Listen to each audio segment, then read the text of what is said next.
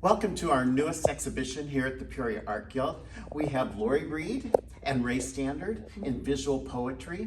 And this month it's kind of a very brightly colored, unique combination of materials. How's that? Does that sound good? Yeah. First of all, we're standing in front of your collages. I call them collages because they are cut and they're pasted back together and remended and reinvigorated, shall we say. Yes. So why don't you quickly describe your process so Okay. that we get on with it. I start with a photograph. In the case of these and the neighbors to the right, I have taken a photograph of a bird or an animal and placed it over a background that is not its native habitat. So this was a mural I'd seen in Argentina. This is a Monet painting that's in the public domain. So I've used some other artists as background as well as just textures that I photographed. Then in all of the art that I do, I take that image and I run filters on it in a program called Prisma.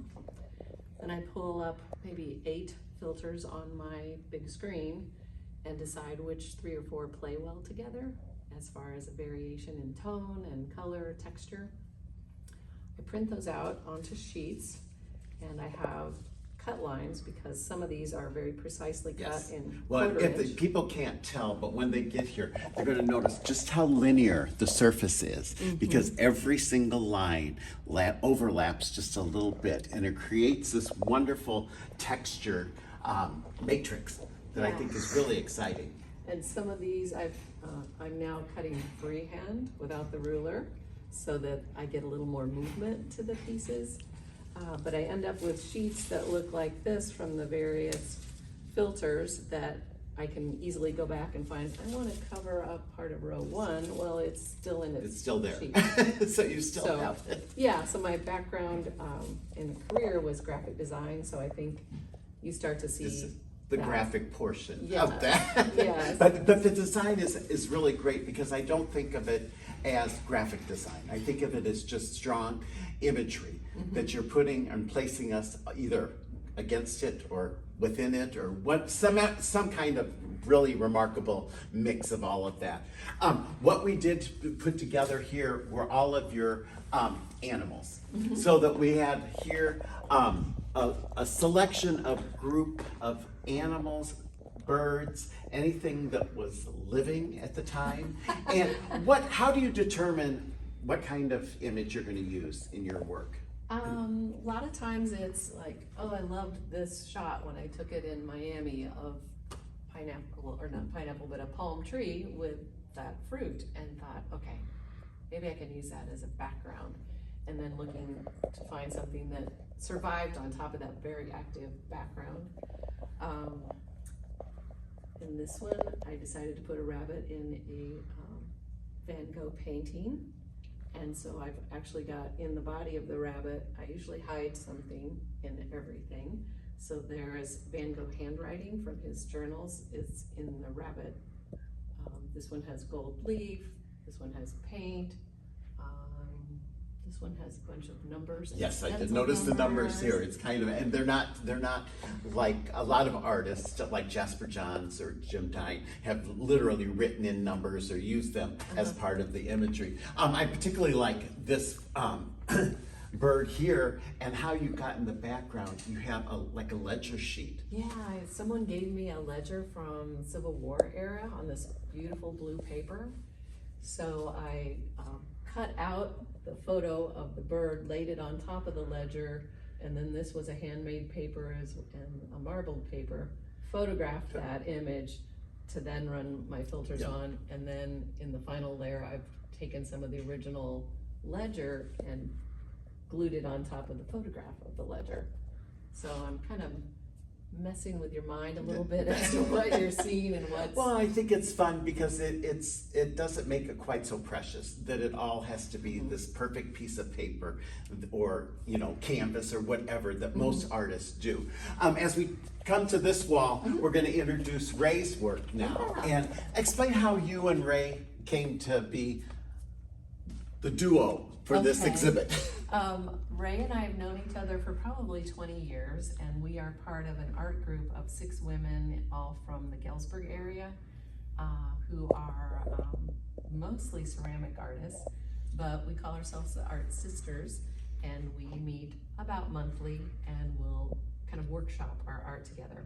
So when I was writing up a proposal for showing here and got accepted, I asked about, could someone else show with me, because I know a lot of ladies doing ceramic work, and thought that Ray was doing this new body of work that would be fun to get her out with all of it in the room at once instead of, one piece in a group show kind of thing. Well, and her work is all figurative, and especially the face. We have a lot of, and we'll get into that a little bit. And she has done art all her life, but she was a hairstylist. Oh. So I think it's so fascinating that she studied faces her whole life to get the right hairstyle, but she can actually mold a beautiful face out of clay. Yes. And she uses a lot of different textures, much like you do, so that it gets it. And then we're going to also introduce, because from your animal work, you go into your landscapes. And so we have a lot of very dramatic landscapes, and these being two of them. Well, thank you. This was a photograph I took in Colorado on a hike with family. And then I have a good friend, Ellen McDowell, also in Galesburg, who photographs her environment daily, and I'll sometimes say, Ellen, can I use that photo? So this is one of Ellen's photos. This one's very Midwest, and I love the stormy kind of sky and things like that. A lot of Ray's work are pedestal pieces, and they're these wonderful torsos or heads, busts of women in particular. Almost all of these actually are women this time. I don't know we have an abstracted piece back there. It could be man or woman, but do you know much about her process in? I believe she's hand building everything, and then she's been experimenting quite a bit with different glazes. Some of them I think are milk glazes. Some she fires, some maybe not. Yeah. But no, I love the patina. They're very dark. They're very rich. There's one that we'll see in a minute that looks almost like chocolate. It's so rich and so smooth and everything. This is listening for the music, and I think the title of this exhibition is Visual Poetry. So a lot of it has to do with the rhythm and the cadence of placing your pieces, but then also hers. Some of it is a little bit more morose than your brightly colored things in particular. But I think that the individuals are always a little pensive when you look at them. Like we talked about the title for the show of, visual poetry has a little mystery to it, and I think her pieces do. And some of the titles lend that to. Yes, they do. Like very waiting much so. for a train or listening for a. Well, and luckily she had literally label tags like you would at a store that had the artists named that. Some named them literally with names, and some are just these little phrases. Now this area here, we put together all these florals, but do you have any symbolism in your work? I mean, we have so many artists use the sunflower for different reasons and everything.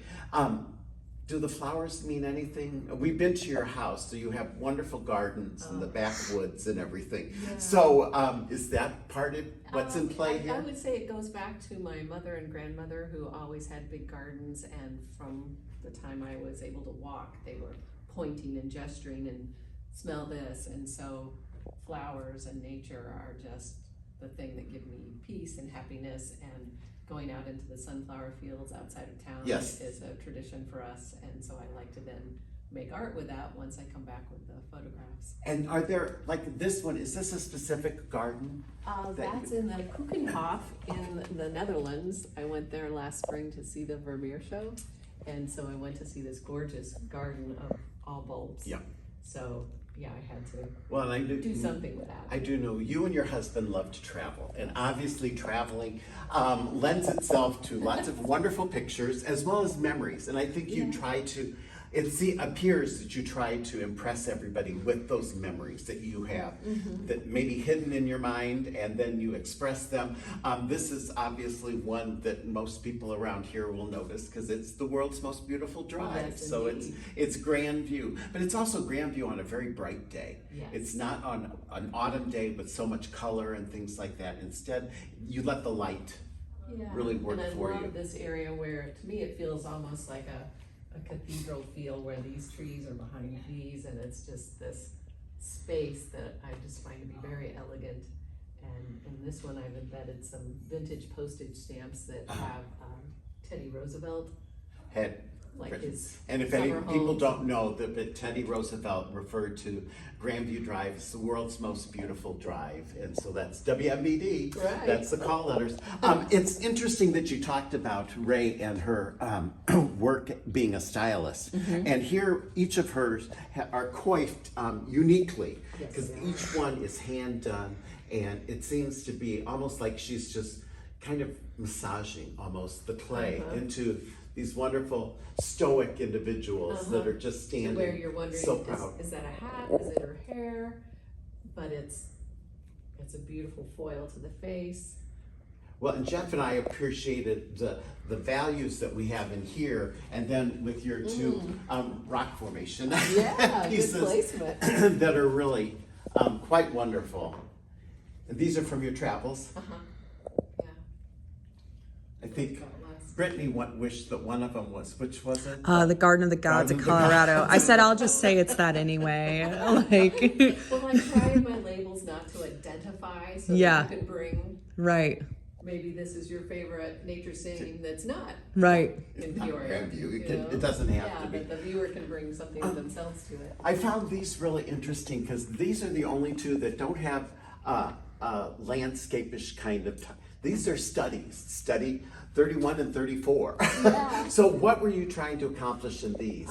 These I took on the island of Curacao and just loved the starkness of the plant against this painted stucco wall, and decided that, okay, with this, just a little bit of blue at the top, that it just made an interesting kind of study of the plant. It's really, they're fun. They're like 9 by 12, so they're a little larger than a sheet of paper, but I think of them as a study. Literally, you could just see that form. Here we paired the two of your work together. I had to laugh. This old Volkswagen that has seen better days. Yes. And then we have Ray's wonderful bonnet here that is so rust colored. It's a little rouge color to the hair and everything. And again, it looks like a sad kind of situation. And she's looking down. She's a little bit aloof. She's sad that the car she's doesn't just run anymore. Was that somebody's car you knew though? No, this was also in that bulb garden in the Netherlands. Just so. But I called it Road Trip Memories, thinking of how many people have nostalgic memories of that Yes. VW, and then have some road maps here to echo that Yes, title. which is really fun. And we used to use maps. I know. Well, and now we have just GPS, which is not very artistic at all. Not at all. There's nothing anyone's going to say, oh, I was really inspired by that Right. GPS. A memory. I do love, when Jeff and I started to unpack these, I just love these faces. And she had a whole series, and we just thought they just need to be placed in a row and just kind of impress upon us. They're staring directly at us. This one is Serenity. So we have this very calm person with a facial is just so relaxed and so everything. But then we go from the depths, and we have this almost kind of not quite demonic, but those eyes are just piercing you. Like a Greek god. And I think it's really interesting because she chose to vary her glazing techniques and the way that she presented the face. And some of them are very mask-like, ones that are very traditional. Some are scarification with these wonderful lines on them. And then we have this one, Desert Warmth, which looks like it's terracotta, that's just been brushed with some kind of dust and sand and I love things like this that. kind of sea. Yes, and I creature. forget, this one is Seagrid, so SEA. So I think the barnacle kind of idea of collecting around the head and encompassing it like that is really quite remarkable. And then we have also here daughter of a bishop, and this is someone who's very proud with this wonderful crown set to her side, and but it's almost like a mummy though. She's got this is much like the working horizontal. where there's a lot of these lines that are just one building upon the other in the biggest sense. Now these are actually places that engage us, I think, more as we've gone. I mean, we're on the river or the beach walk. We're going through the covered bridge. We're on the beach. So, how do you arrive when you're thinking and you take a photo? Do you think, okay, this is going to be part of this series, or where do you determine the intention of the photo? A lot of times I'll come back from a trip and then just be going through on my computer, and then I remember. love ones that take you into the space, and this one too, Yes. that you just can feel yourself being pulled into that bridge, which was very close to where I grew up as a child. So Oh, really? a lot of memories of this bridge. Yeah, and then this is up in Wisconsin, and that one's actually in Portugal. And Yes. I love wooden boats, so when I saw those boats on the beach, I just had to stop And were they actual people's boats that they just had on the beach this was like when this? we were and- walking the Camino in Portugal. Oh, okay, yes. Came So- around a bend, and it was kind of a chilly day, but boats were pulled up there, and people were walking out on the shore, and just like, wait a minute. And do you find Europe, does it offer a different kind of photograph, both a memory and a photograph, than it is possibly in the United States and in our own community? In the US, I'm always photographing nature. Mhm. And in Europe, I'm getting details of buildings, things that are coming out over your head on the street or doors, and just that feeling of deep history. And on this, we were doing the coastal walk Yes, you along the were, Camino, which so- is really incredible. And everybody, it seems, that ever goes to Spain and Portugal, that's part of their experience it's there. lovely. We have two wonderful ones here that Jeff and I put back to back, which I think is funny. This is Rose, and this one is Waiting for the Night Train. Again, this is one of the few that she actually has a garment on, and then we have this And lovely coat texture that's on just it, and a button. been buttoned up and is being held close to her. Yeah.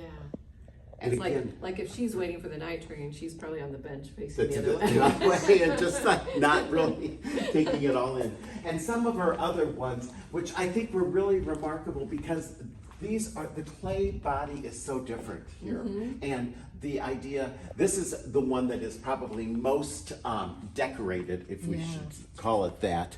There's a lot of scarification as well as filling it in with stains and glazes and all of that. And this is Nova. And then we have Iris and Buttercup and Sela, and they're very pale. Yeah. And they seem to be more quiet, I think, and a little more reserved, maybe. Though I do think that Iris she's leaning back a little bit, and I think there's a lot of personality to her there. Perhaps a little And gas. it's like, I don't know if I'd want to confront her or not. She might not. And then the very last ones that we have a couple of the small ones here that are back here behind the desk, and I think these are really wonderful. Do you consider, when you're working this small, are they more like sketches, or do you look at them as intended to be complete works? Yeah, I think of them as little jewels. That it's just a small piece, maybe for the person who feels like me. I've got so much That's art really on my fresh. walls, but I could fit that in somewhere. And to just have, they're quicker for me to do, and I would love to just do 100 of these. Yeah, that would be fun.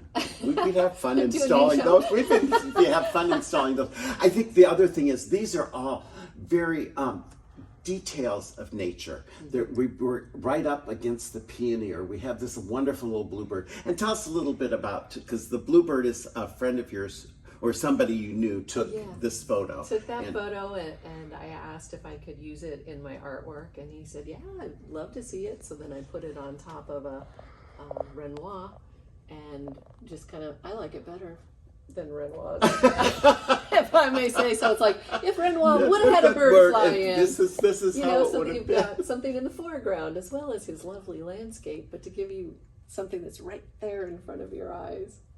They really are. They're just charming. They really are And truly. this one I've used a Doug and Eileen Loinig landscape in the background that they had done motion with, and then added a tile floor from Europe, and got some currency that is shredded $1,000 bills that.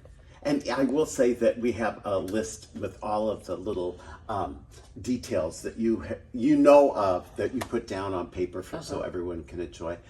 This is up through the end of the month. We hope that people will come out and enjoy it. It's going to be so much fun. And thank you so much. We've really appreciated Thank you. you showing your